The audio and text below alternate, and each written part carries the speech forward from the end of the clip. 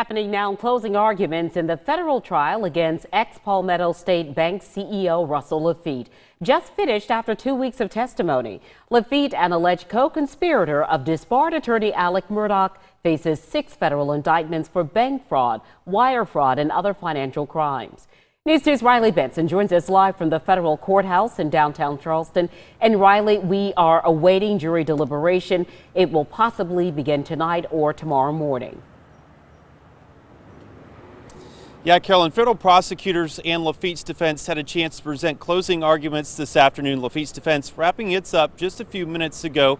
That's after Laffitte took the stand to complete his testimony this morning. Now, U.S. District Judge Richard Gergel is set to charge the jury and decide whether or not deliberation will begin tonight or tomorrow morning. It's something, though, that'll likely wait until tomorrow morning.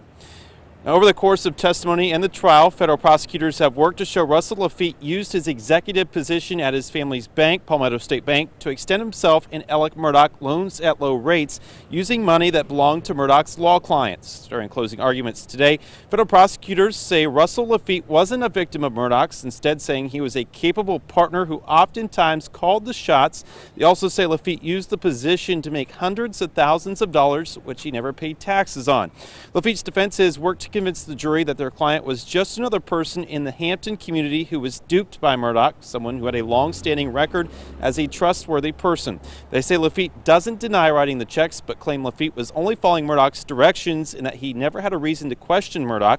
Laffitte has admitted to making mistakes, but believes he never did anything illegal in his dealings with Murdaugh at the bank. So essentially, Carolyn, what this is going to come down to at this point is whether the jury thinks that Laffitte was a capable and willing partner in Murdaugh's schemes to take millions of dollars away from Murdaugh's law clients, or do they think Laffitte was just another victim who was duped by Alex Murdaugh in these alleged financial schemes? That's a decision the jury will likely make tomorrow morning, but we're still waiting to see if deliberations could begin this afternoon. Of course, you can count on us to keep you updated on the very latest.